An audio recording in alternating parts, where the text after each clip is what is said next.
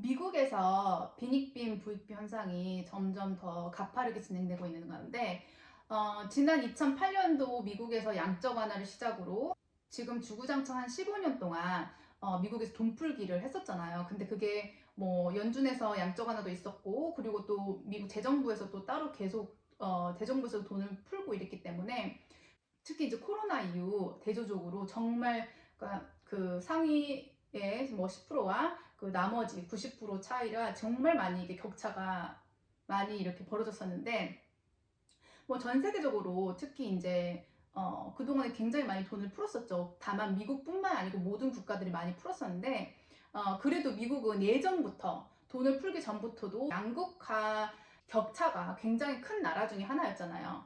그래서 특히 지금 이렇게 코로나 지나고 정부의 그런 그 무자비한 돈 풀기로 인해서 굉장히 많은 부의 격차가 특히 많이 발생했다고 하는데요. 되게 대조적인 기사 두 개가 나와서, 첫 번째는 이제 신차 가격 상승으로 평균 차량 연령 12.6년에 달해. 무슨 말인지 봤더니, 최근 미국에서 새 차의 가격이 지난달 45,000달러를 넘어서면서 이제 사람들이 이제 기존 차량을 더 오래 사용하게 되었다고 하네요. 이로 인해 이제 미국 내 이제 자동차, 트럭, 그리고 SUV 평균 연령이 사상 최고치인 12.6년으로 기록되었다고 해요. 그래서 S&P 글로벌 모빌리티에 따르면 이제 이는 지난해 기록한 평균 연령보다 약 2달 정도 증가한 수치다. 그래서 이와 같은 평균 연령의 증가세는 이제 팬데믹 이후 이제 차량 부품, 특히 차량 컴퓨터 칩의 부족으로 인해서 침체되었던 신차 판매가 회복되기 시작하면서, 이제 그 뒤로 이제 약간 다소 둔화되고 있는 모습을 계속 보이고 있다, 이렇게 이제 나왔네요. 이게 무슨 말이냐면, 이제 코로나가 그때 이제 미국에서 딱 터지면서 이제 그 모든 게 셧다운이 됐었잖아요. 그러면서 이제 그 코로나 맨 처음 팬데믹 기간 맨 초반에는 사람들이 막 비즈니스도 셧다운 됐고, 사람들이 직장도 못 나오고 하다 보니까 이제 대부분 뭐 집에서 갑자기 일하게 되고 이러다 보니까 자동차 운전을 안 하게 되면서 자동차 수요가 급감을 했었죠. 그랬다가 다시 팬데믹이 확 이렇게 다시 셧다운이 없어지고 하면서 다시 이제 엄청난 자동차 수요가 한때 있었어요. 그래서 뭐 중고차 가격이 엄청 비쌌고 막 이랬거든요, 미국에서도. 왜냐면 사람들이 이제 새 차를 못 구하니까 이제 급하게 차를 이제 구하려고 하는 사람들이 이제 중고차 시장으로 돌렸는데, 중고차 시장에서도 이제 물량이 막 부족하고 막 이러다 보니까, 아무튼 팬데믹 기간이 끝나고 나서 굉장히 그렇게 자동차 수요가 갑자기 급증했고, 이러면서 한때 자동차 가격이 굉장히 많이 올랐었어요. 근데 그러고 나서 어느 정도 지나서 다시 이제 어느 정도 가격이 유지되나 싶더니, 그동안에 굉장히 많은 인플레이션이 있었잖아요. 그러니까 미국의 세차 가격도 굉장히 많이 올랐었죠. 그 뒤에 뭐 원자재 가격도 오르고 인건비도 오르고 모르는 것이 다 올랐기 때문에 자동차 가격도 많이 올랐었어요. 이렇게 가격이 굉장히 높아지다 보니까 이제 일반 사람들은 안 그래도 다른 물가도 굉장히 많이 올랐는데, 뭐 자동차만 오르는 게 아니죠. 자동차 보험료도 올라가고 휘발유 값도 올라가고, 이제 모든 물건이 다 이렇게 물품이나 서비스가 모든 가격이 다 올라가면서 이제 세차 평균 가격이, 아까 소개시켜 드린 바대로 이제 45,000달러라는 돈은 이제 큰 돈이잖아요. 거의 뭐 환율 뭐 이것저것 감안한다 그래도 정말 뭐 5천만 원 정도 이상 되는 가격인데, 그게 굉장히 큰 돈이잖아요. 그러다 보니까 사람들이 현재는 이제 새 차를 막 이렇게 구입하는 것보다 좀 더 약간 오래된 차를 그래도 조금이라도 더 오래 사용하겠다. 그리고 또 지금 이자율도 높고 하니까, 예전에는 막 팬데믹 때 막 제로금리 이럴 때는 정말 막 오토론도 싸고 이래가지고 그때 무이자 할부다 이러면서 막 자동차 구입을 막 했었는데, 지금은 이자도 높고 자동차 가격도 높고 다른 물가도 너무 높다 보니까 사람들이 이제 자동차 신차 구입을 이제 미루고 있는 것으로 보인다, 이렇게 나오죠. 그래서 평균 자동차 연령도 이제 증가하고 있다. 왜냐면 사람들이 새 차 구입을 안 하고 웬만하면 이제 지금 현재 있는 차를 오래 타려고 하니까, 이제 그래서 많은 가정에서 새 차를 구입하기 어려울 정도 높은 가격이잖아요. 솔직히 45,000달러라는 이제 가격의 그 새 차의 가격은.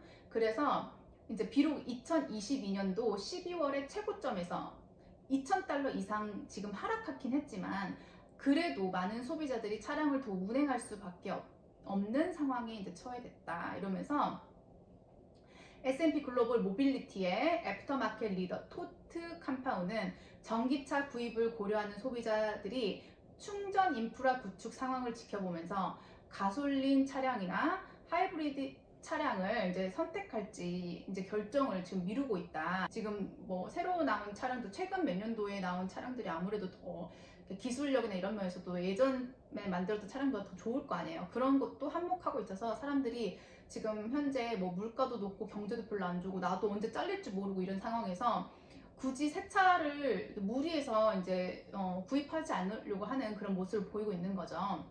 이런 기사가 이제 한 군데서 나와서 이제 뭐 중산층에도 굉장히 부담되는 가격인데 이 가격은 솔직히 지금 되게 불안정한 경제 상황 속에서 사람들이 이제 소비를 확 이렇게 줄이려고 하는 모습을 보일 수 있죠.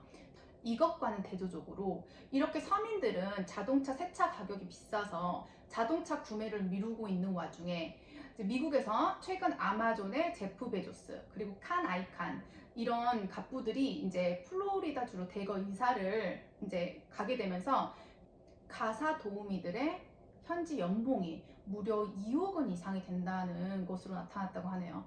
그러니까 특히 가사 도우미들의 연봉을 2억 원 이상 제공함과 동시에 거기다가 이제 의료보험도 제공하고 그리고 연금에다가 그리고 초과 근무 수당까지 제공을 하면서 정말 지금 플로리다에 지금 가사 도우미, 유모, 그리고 요리사, 집사 등의 보수가 2배 이상 올랐다고 해요. 가사 도우미 제공 업체들을 이용해 플로리다주에서 집사, 유모, 이제 요리사, 이제 기사 뭐 이런 등에 대한 수요가 최근 크게 급증하면서 보수도 연간 15만 달러, 우리 돈으로 거의 한 2억 원 이상이 되었다고 이제 보도했다고 해요. 이제 플로리다주 중에서도 이제 최근 갑부들이 많이 이사가 이제 팜비치 그쪽이나 이제 마이애미가 특히 이런 가사 도우미 수요가 크게 늘었다고 해요. 그래서 이렇게 이제 가사 도우미 수요가 늘면서 이제 주변 호텔이나 이제 리조트에 필요한 이제 청소부의 이제 인력에 대한 수요도 같이 이제 늘어나면서 관련 시급이 이제 지난 2020년도 때까지만 해도 이제 25달러, 이제 시간당 25달러였는데 최근에는 거의 2배 오른 이제 50달러까지 올랐다고 이렇게 전해진다고 해요.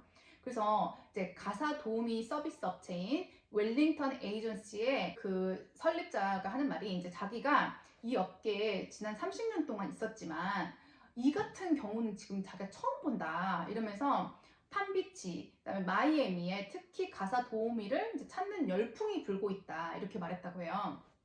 그래서 이제 그가 말하기를 이제 가사 도우미에게는 지금이 너무 좋은 시기이지만 가사 도우미 서비스 이제 인력을 제공하는 우리 같은 지금 회사들은 지금 너무 심각한 인력난으로 매우 힘든 시기다 이렇게 토로했다고 하네요.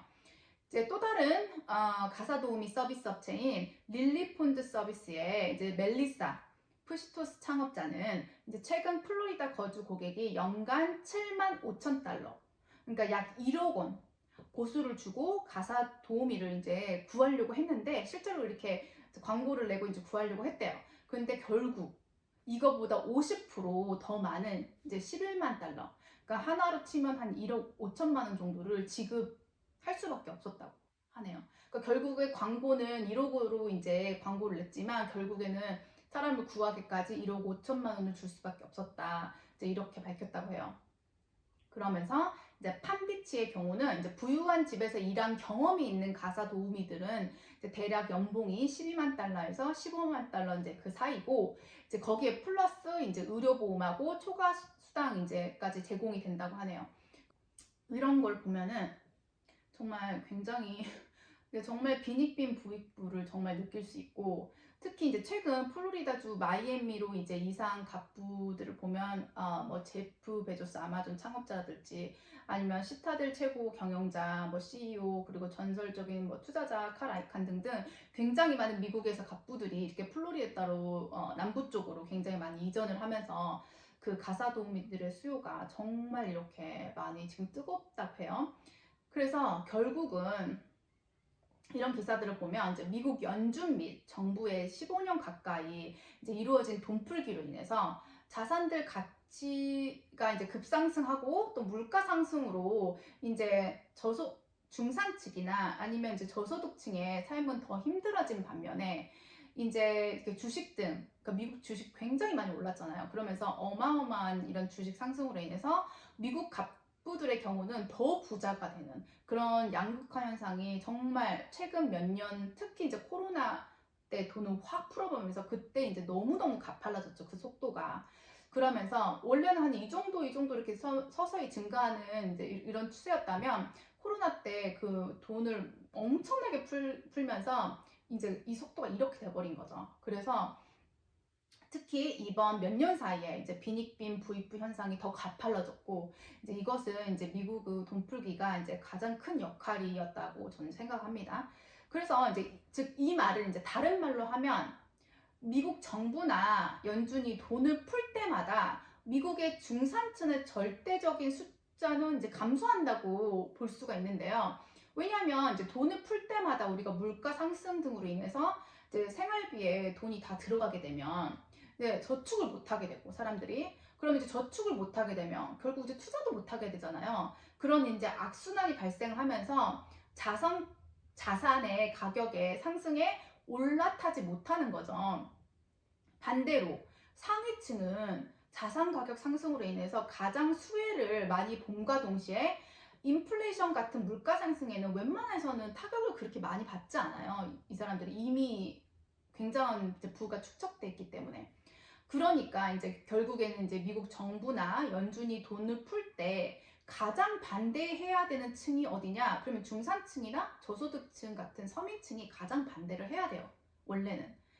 돈을 풀 때마다 물가 상승과 자산 가치 상승으로 인해서 살기가 더 힘들어지고, 그러니까 예전 몇 년 전만 해도 중산층에 속했던 이 부류가 지금은 이제 저소득층으로 내려갈 수 있다는 거죠. 왜냐면 너무너무 많은 물품에서 다 물가 상승이 일어나다 보면. 안타까운 사실은 현재 미국 민주당이나 공화당들 후보 모두 돈 푸는 거에 대해서 재정 긴축을 이제 하려는 의지가 없다는 거죠. 그러니까 뭐 바이든이 됐든 트럼프가 됐든 결국에는 이 두 분 다 내가 이제는 그동안에 우리가 너무 돈을 많이 풀었기 때문에 이제 우리도 재정을 좀 긴축하려고 한다. 이런 말을 전혀 하지 않잖아요. 왜냐면 반발이 심할 걸 알고 있기 때문에. 단기적인 시점에서는 일단 자기가 대통령을 되고 봐야 되고, 그리고 단기적인 시점에서는 자기가 있을 동안에는 경제 위기 같은 게 발생하지 않아야 되기 때문에 임시 방편으로 계속 돈을 푸는 거예요. 그러니까 어쩔 수 없이 이렇게 결국에는 우리가 왜 풍선을 불면 계속 팽창하다가 결국엔 빵 터지게 되잖아요. 그런 것처럼 언젠가는 이런 분명히 이런 재정 확대 정책으로 인한 그런 여파가 확 터질 거라고 봐요. 이제 물밑으로 나오는 거죠. 어떤 그 여파가. 이제 근데 그게 언제가 될지는 아무도 잘 모르지만 계속 그런 경제 위기가 있을 거다 이런 말만 지금 거의 2022년부터 계속 주구장창 나왔잖아요. 근데 지금 2024년이죠. 거기다가 2024년인데 지금 11월 달에 대선이 있어서 지금 현재 바이든 행정부도 웬만해서는 모든 수단과 방법을 가리지 않고 지금 어떤 위기 조금이라도 발생하려고 하면 그걸 막을 거란 말이에요. 근데 어쨌든 간에 언제까지 이렇게 빚으로 재정 확장 정책을 이어나갈 건지 현재 지금 많은 우려를 낳고 있고, 또 이렇게 돈을 풀 때마다, 그러니까 미국에서는 GDP가 거의 GDP의 70%, 75% 이상이 소비에서 나오는데 이 소비가 가장 많은 층이 어디겠어요? 중산층이지. 왜냐면 미국에서도 굉장히 많은 부를 지금 상위 10%, 5%에서 지금 다 갖고 있는데 그 사람들이 소비를 해봤자 솔직히 절대적인 숫자가 중산층이 가장 많잖아요. 그러니까 정말 중산층을 보호하기 위해서라도 이제 돈풀기를 이제 더 이상은 하면 안 된다라는 생각을 많이 했고, 또 이런 기사를 볼 때마다 점점 더 그 갭이 정말 가파르게 진행되고 있구나라는 걸 한번 느낄 수 있었던 그런 기사였던 것 같습니다.